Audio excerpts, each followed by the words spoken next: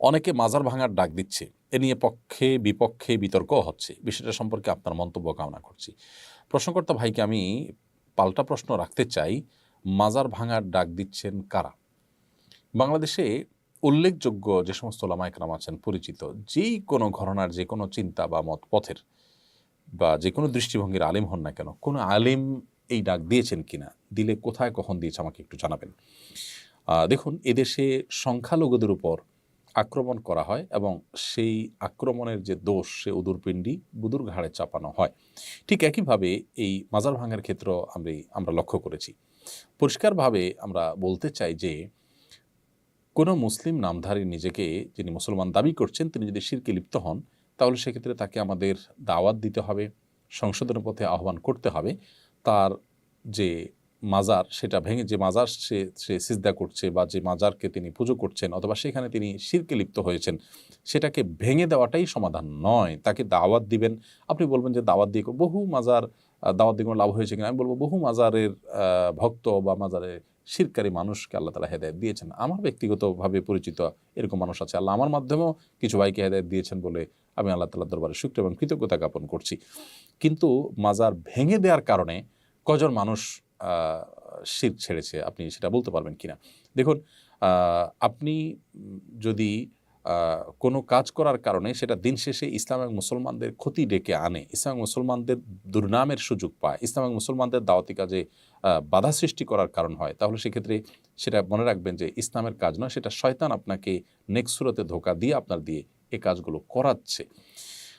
কাদিয়ানীদের মধ্যে দাওয়াতি কাজ করেন এমন একজন প্রথিতযশা আলেম আমাকে বলেছেন ব্যক্তিগতভাবে, আমার বন্ধু মানুষ, মৌলানা আব্দুল মজিদ ওনার নাম, অনেক বই পুস্তক লিখেছেন। তিনি বলেছেন, ভাই আজকাল আমি সেখানে দাওয়াতি কাজ করাটা আমার জন্য কঠিন হয়ে গেছে এবং এটাকে রেফারেন্স হিসেবে টানা হচ্ছে। আমরা অনুগ্রহ করে সবাইকে বলবো এই বিষয়ে সহনশীলতার পরিচয় দিতে এবং ওলামা একরাম আপনাদের কাউকে এ কাজের নির্দেশ দিয়েছেন কিনা, দিলে তার নাম বলুন।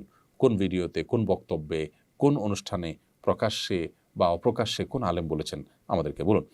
এই যে রবিউল আউয়াল আসছে, 12ই রবিউল আউয়াল, সে উপলক্ষে আমরা বলবো সবাইকে সর্বোচ্চ সতর্ক থাকবার জন্য, যাতে কোনোভাবে 12ই রবিউল আউয়াল উপলক্ষে যে আনুষ্ঠানিকতা হয়ে থাকে, আমাদের অনেক ভাইয়েরা যে সমস্ত জশ্নে জুলুস ইত্যাদি করে থাকেন, সেখানে কোনো মানুষ যেন আক্রমণ করার চেষ্টায় লিপ্ত না হন। আমরা অনুগ্রহ করে সবাইকে সর্বোচ্চ সহনশীল থাকার কথা বলবো। যেহেতু মাজার ভাঙার প্রশ্ন আসছে, সেজন্য কয়েকদিনের মধ্যেই যেহেতু রবিউল আউয়াল শুরু হচ্ছে, 12ই রবিউল আউয়াল শুরু হচ্ছে, সেজন্য সে বিষয়ে আমরা সবাইকে উদাত্ত আহ্বান করছি সর্বোচ্চ সহনশীলতার পরিচয় দিতে। মনে রাখবেন, এগুলো কোনো অবস্থাতে একজন দায়িত্বশীল মুসলিমের কাজ নয়। আপনার কোনো কাজে যদি ইসলাম এবং মুসলমানদের উপকারের চাইতে ক্ষতি বেশি হয়, তাহলে সেটা শয়তানের পরিকল্পনা বা সেটাতে শয়তান খুশি হবে, এটা বলাই বাহুল্য।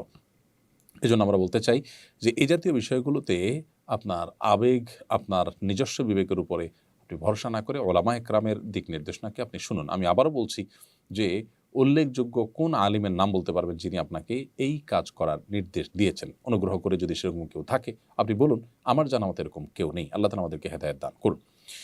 আশিক রাসূল আপনি লিখেছেন আইডি থেকে, আমি লাইট অ্যান্ড সাউন্ডের কাজ করি। এজন্য আমাকে বিভিন্ন নাচ গানের প্রোগ্রামে লাইট চালাতে হয়। আমার চাকরি জায়েজ হবে? ভাই, অবশ্যই আপনার চাকরি জায়েজ হবে না। কারণ সেখানে নাচ গান হারাম যে কাজগুলো হয়, আপনি সেখানে লাইটিংয়ের কাজ করে মূলত একটা গুনাহের কাজের সহযোগী হচ্ছেন, যেটা একজন মুসলমান হতে পারে না। আল্লাহ বলেছেন, ওয়ালা তাআওয়ানু আলাল ইসমি ওয়াল উদওয়ান, তোমরা পাপ এবং সীমা লঙ্ঘনের কাজে একে অন্যের সহযোগী হইও না। সেই জায়গা থেকে আপনার জন্য এটা করা জায়েজ হবে না। আনোয়ারুল আমিন আপনি লিখেছেন, দোকান বা বাসা ভাড়া সরকারি রেটের বেশি ভাড়া নেওয়া বা দেওয়া জায়েজ হবে কিনা?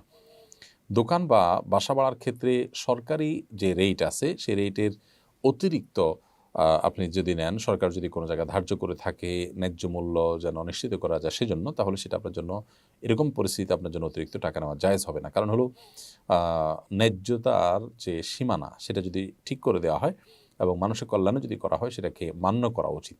এবং সেটাকে অমান্য করার মানে হলো যে আপনি অনৈতিকভাবে বা অন্যায়ভাবে আ মানুষের কাছ থেকে অর্থ উপার্জন করতে চাচ্ছেন। এজন্য এটা জায়েজ হবে না। এটা অনুচিত হবে। বিশেষ করে